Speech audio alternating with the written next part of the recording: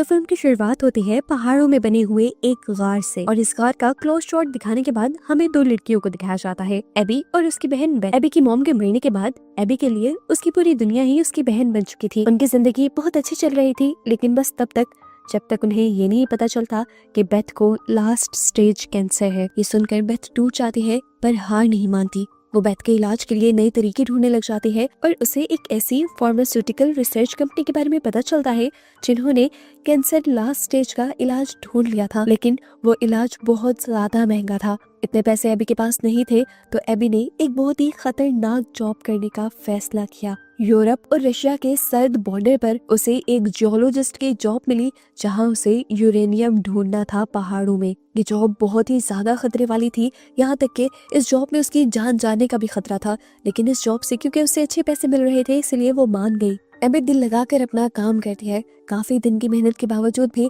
इन्हें कहीं यूरेनियम नहीं मिलता, तो एबी अपने कुलीग से कहती है कि हमें पहाड़ों के और घने जंगलों के अंदर जाना चाहिए। उसका कुलीग ये खतरा लेने के लिए तैयार नहीं था, क्योंकि वो जानता था कि इसमें उसकी जान को खतरा हो सकता है।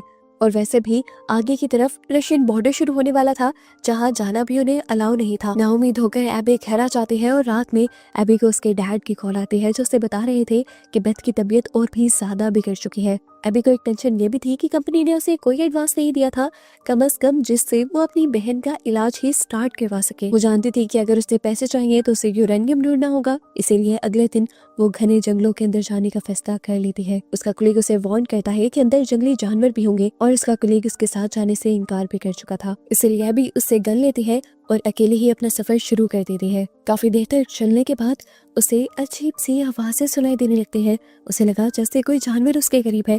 उसने फौरन अपनी बंदूक तान ली, लेकिन तब उसकी नजर नीचे पड़े हुए एक काले पत्थर पर गई। ऐसा लगा कि जैसे आवाज इस पत्थर में से आ रही थी।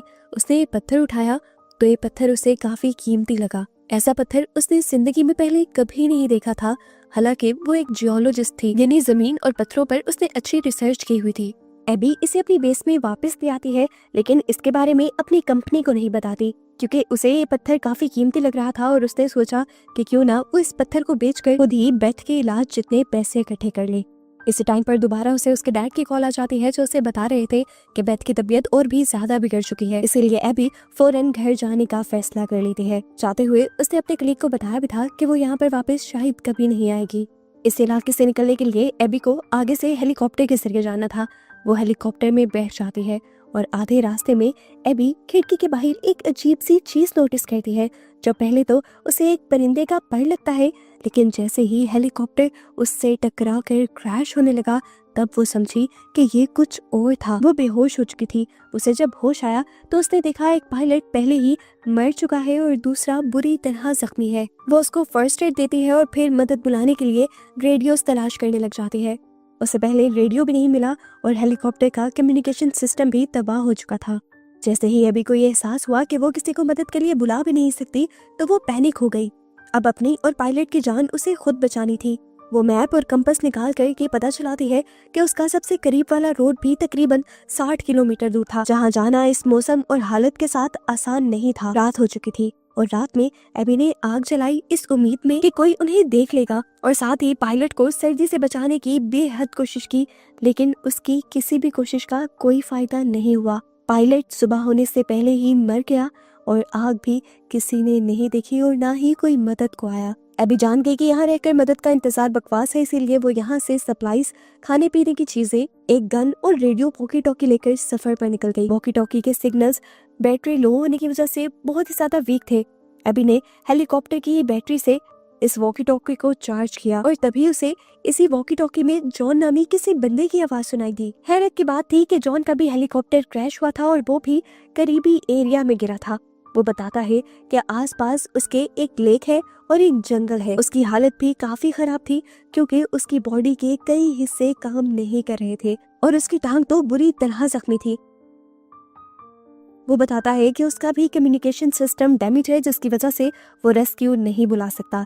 लेकिन अच्छी बात ये थी कि जॉन के पास अच्छी सप्लाईज और अच्छा रेडियो था, जिसे एबी अपनी बैटरी और महारत से ठीक करके उसके जरिए मदद बुला सकती थी। उसने मैप पर चेक किया, जॉन सिर्फ 30 किलोमीटर दूर था, जबकि रोड 60 किलोमीटर दूर था। तो एबी ने जॉन के पास जाने का फैसला किया, पर जॉन ने उससे कहा तुम गलत करोगी कि रास्ता बहुत ज्यादा खतरनाक है और जिस उम्मीद में तुम आ रही हो क्या पता मेरे इक्विपमेंट्स भी काम ना करें। एबी ने अपना फैसला अटल रखा क्योंकि उसके पास ज्यादा वक्त नहीं था कि वो 60 किलोमीटर का रास्ता तय करके पहले रोड पर जाए और फिर वहां जाकर मदद का इंतजार करते रहे। उसे अपनी बहन के पास जल्दी पहुंचना था।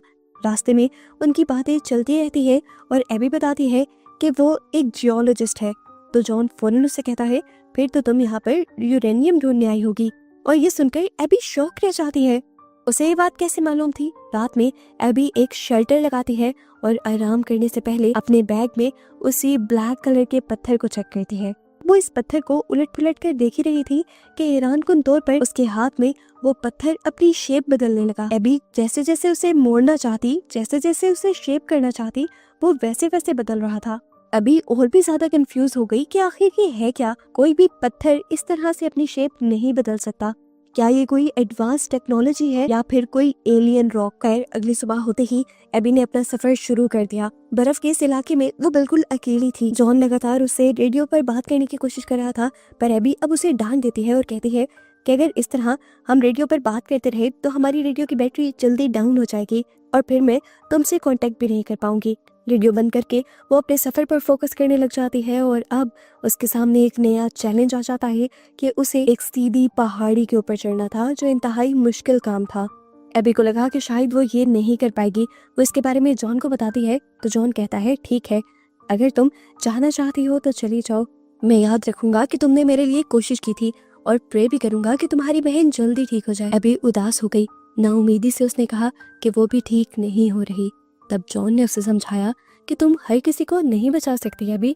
ये सुनकर उसे गुस्सा आता है और वो जॉन को डांट कर कहती है इस टाइम मुझे किसी नसीहत की नहीं बल्कि मोटिवेशन की जरूरत है ताकि मैं आगे बढ़ती रहूं। जॉन कहता है ठीक है, जो तुम्हें ठीक लगता है करो। एबी इस मुश्किल पहाड़ी पर चढ़ना शुरू कर देती है और जब सपोर्ट नहीं मिलती तो ऊपर चढ़ने के लिए अपने चाकू का इस्तेमाल करती है, लेकिन एक पॉइंट पर आकर उसका चाकू भी पहाड़ी में फंसकर टूट जाता है और अब उसका ऊपर चढ़ना बहुत ज्यादा मुश्किल हो रहा था। एबी को इस टाइम वो स्टोन याद आता है जिसकी वो शेप चेंज कर पा रही थी। वो उस स्टोन को निकाल कर उसे एक चाकू की शेप देते हुए उसके जरिए ऊपर चढ़ने की कोशिश करती है और ये स्टोन उसकी बहुत सारी मुश्किलें आसान कर देता है। उससे अपने आप को ऊपर करवाती है और आखिर पहाड़ की चोटी पर चढ़ जाती है। चोटी पर चढ़कर उसे महसूस हुआ कि नीचे उतरना और भी ज्यादा मुश्किल था। ये एक खाई जैसा था, अगर वो गिर जाती तो मर जाती। उसने उसी स्टोन को अब लंबी रोप की शक्ल दी और उसके जरिए आखिर वो नीचे भी उतर गई। नीचे उतरते ही उससे फौरन जॉन ने कांटेक्ट किया और उसे बताया कि आगे रशियन सरहद है, अगर तुम वहां तक गई तो तुम्हें देखते ही गोली मार दी जाएगी। ये सुनकर अभी डर गई। वो पीछे मुड़ने ही लगी थी कि गलती से उसका पाँव स्लिप हो गया। पाँव के नीचे से पत्थर सरके और वो भी ढलान से नीचे जा गिरी और इस वजह से उसकी टांग भी बुरी तरह जख्मी हो चुकी थी। उसने अपने टांग पर पट्टी बांधी और अपना सफर दोबारा से शुरू कर दिया क्योंकि उसे रुकना नहीं था। वो चलती रही यहाँ तक कि शाम होने लगी और फाइनली उसे एक बस्ती दिख गई। एबी जिसे मदद की बहुत ज्यादा जरूरत थी वो फौरन उस तरफ बढ़ गई, पर दुख की बात कि वहाँ पर एक इंसान भी नहीं था। थकी हुई थी तो उसने रात यहीं गुजारने का फैसला किया। भूख उसे लगी थी, खाना तो उसे मिला लेकिन वो खराब हो चुका था। वो अब अपनी जख्मी टांग की पट्टी करती है और अपने आप को एक ताकत का इंजेक्शन लगाती है। सुबह होने पर एबी की आंख कुछ आवाजों से उसे यहाँ करीब एक रशियन सोल्जर दिखा। वो डर चुकी थी क्योंकि वो यूरोप से आई थी और यहाँ पर पकड़ी जा सकती थी, इसीलिए वो फौरन छुप गई। उस सोल्जर को भी शक हो चुका था, इसीलिए वो एबी के पीछे इसी घर में आ घुसा। एबी के पास एक गन भी थी। उसने ये गन तैयार कर ली और जैसे ही सोल्जर उसके सामने आया उसने ये गन उसके ऊपर तान दी। सोल्जर भी उसके ऊपर गन ताने हुए था लेकिन एबी ने पहले ही उसकी टांग पर गोली मार दी। हालांकि एबी का मकसद सोल्जर को नुकसान पहुंचाना था भी नहीं, गोली उससे गलती से चली थी। डरी हुई वो सोल्जर की राइफल भी ले लेती है और उससे उसका बैग मांगती है जिसमें सप्लाईज थी। अब हैरान कर देने वाली बात ये थी कि जो ब्लैक कलर का स्टोन उसके पास था वैसा ही एक स्टोन इस सोल्जर के पास भी था, जो स्टोन अपनी शेप बदल सकता था और कई किस्म के काम भी कर सकता था। इस टाइम सोल्जर की वॉकी टॉकी से किसी ने कांटेक्ट किया। जिस भी आदमी ने इस सोल्जर से कांटेक्ट किया था उसकी आवाज बिल्कुल जॉन की आवाज से मिल रही थी। एबी शॉक रह गई कि कैसे कोई एक इंसान उससे जॉन बनके और सोल्जर से कोई और बन के बात कर सकता है। वो समझ गई कि ये सारी कहानी उस स्टोन के साथ मिली हुई है। सोल्जर की वॉकी टॉकी से वो जॉन से पूछते भी है कि आखिर तुम हो कौन और चाहते क्या हो, लेकिन अब वहाँ से कोई जवाब नहीं आता। खैर अब वो इस जख्मी सोल्जर की मदद करती है, उसकी पट्टी करती है और उससे पूछती भी है कि अगर तुम्हें मेरी मदद चाहिए तो मैं तुम्हें तुम्हारी बेस तक पहुँचा सकती हूँ। सोल्जर मान जाता है क्योंकि वो भी रास्ता भटक कर यहाँ तक पहुंचा था। जॉन एबी से अभी तक कांटेक्ट में था, लेकिन ये लोग उसके इरादे नहीं जानते थे। ये दोनों भी अभी तक जख्मी थे और आगे बढ़ना दोनों के लिए ही मुश्किल हो रहा था। मजे की बात थी कि ये दोनों दुश्मन थे, एक यूरोप से था तो एक रशिया से था, लेकिन यहाँ पर ये लोग दुश्मनी नहीं दिखा रहे थे क्योंकि दोनों ही जानते थे कि दोनों को एक दूसरे की जरूरत है।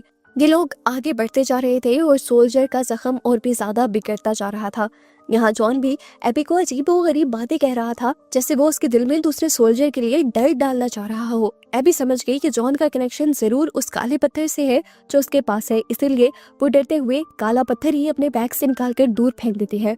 और इसी दौरान वो देखती है कि सोल्जर जो पीछे था उसके पाँव के नीचे की लेक की बर्फ टूट चुकी थी और वो इसी लेक में गिर चुका था। एबी मदद के लिए उसके पीछे तो जाना चाहती थी, लेकिन उसके पाँव के नीचे से भी बर्फ टूट गई और वो भी लेक के अंदर गिर गई। लेक का पानी इतना ठंडा था कि उसने पूरा जिस्म एबी का जमा दिया, पर एबी फिर भी अपने आप को सहारा देते हुए मुश्किल से ही सही लेकिन बाहर निकल आई। चिल्ला चिल्ला कर उसने मदद की आवाजें लगाने की कोशिश की, कोई उसकी मदद को न आया।